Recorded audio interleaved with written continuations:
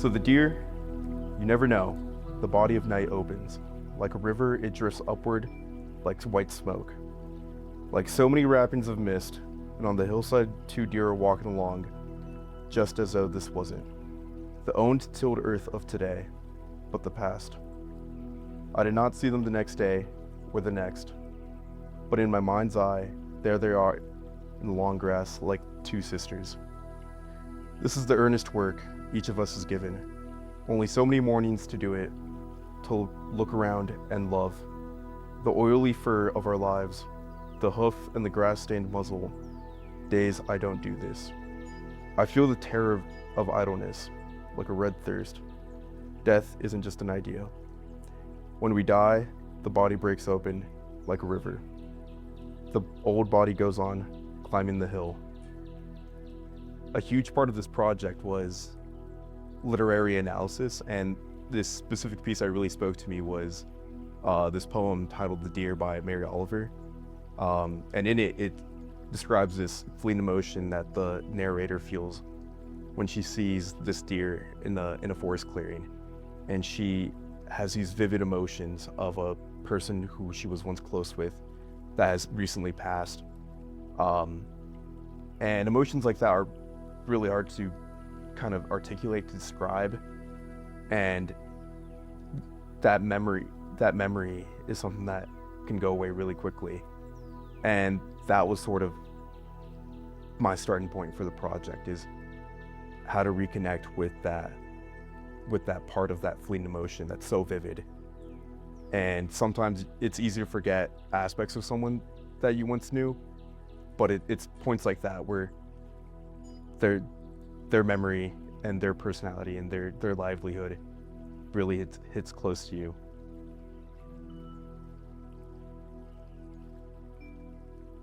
So I had this friend back in high school, and recently, post high school grad, I got a call from one of my friends that he committed suicide, and having that distance from all of those memories that we had between now, it felt like something that I'd run away from, something that I'd never fully connected with. A huge part of the studio was not running away from your trauma, not deflecting it, but learning to stand beside your trauma and learning how to design for people with that, and not just victims of suicide, but the families of victims, people who have survived, and sort of design experience that encapsulates everyone in the sphere who's been affected. When I read the description on the class search, I immediately knew that there's a potential for it to be controversial, for it to evoke an emotion from people, for people to be, potentially offended. But I think that's the powerful part of it, is that art and architecture is supposed to evoke an emotion from people.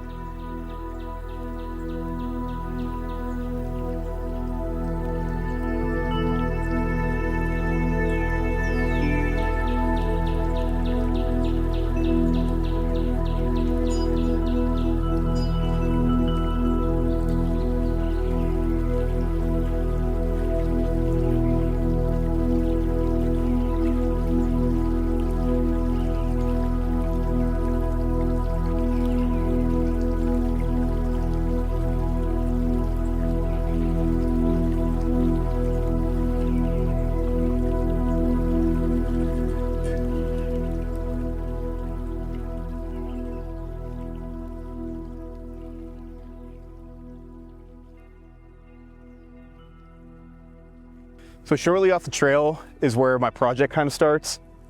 This stump right here with this mound was kind of like the reference point of where the sense of the eyes as the gateway kind of starts. And once you enter through this gateway is where this journey of transition kind of begins. And so you get this huge wall, 10-foot sandstone wall, and you're kind of guided by this wall throughout the site.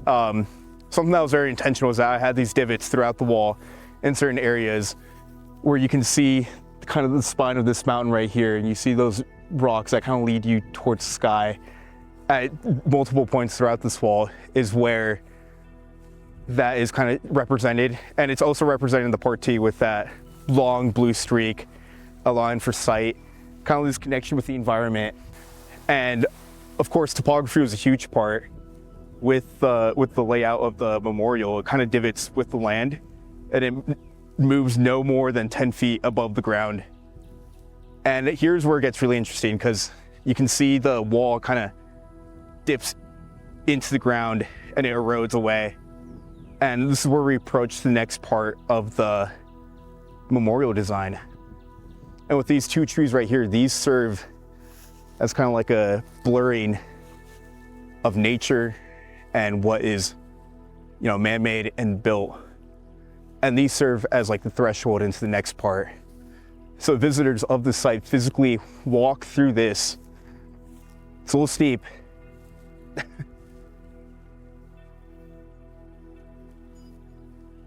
It's very interesting. You have the census canopy, you have a physical threshold as you enter into the next part. I knew for sure that I wanted to incorporate the natural environment into the design itself.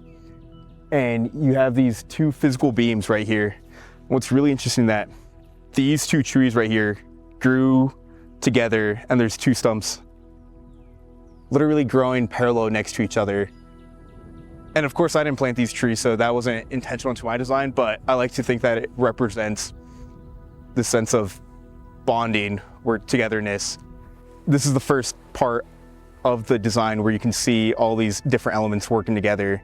You know, eyes as the gateway, and then the ridge of the nose into these human features that are abstracted into the land.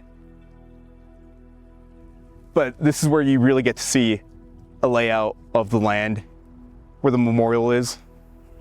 You get this sense of reflection upon yourself and how much you've already transitioned over the course of this short walk throughout the walls, throughout the divots, with the topography of the land. It's all kind of working together to create this really distinct experience, with sound, with sights, such as the mountains.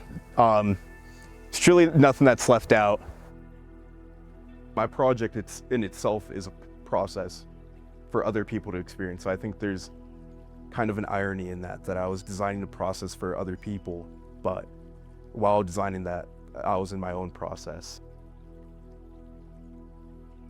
Part of me didn't want to accept that he was gone, and it felt like he was just continuing college, you know, far away, and I wouldn't be able to see him. But this project helped me, it really helped me connect with those emotions and dig deep as to why it affected me the way it did. And I almost felt like that whole experience, that it was unique to me. That I almost felt like I didn't have the right emotional skill set, I guess, to handle it. But getting to talk with my studio, the people in my studio, you know, everyone took the studio because they had something hit close to home that affected them, and I thought that was really powerful. And we all got super close throughout the semester. We did site visits together. We got to talk to each other. I mean, these studio classes go from 1 to 5:30 twice a week, so you're spending upwards of 10 hours in a room together. So being in that small community of around 15 people was really impactful, and it helped me guide my own path of healing. And when I say healing, it's always an ongoing process. It's never something that ever stops, really, but you can begin. And I think that's a powerful part.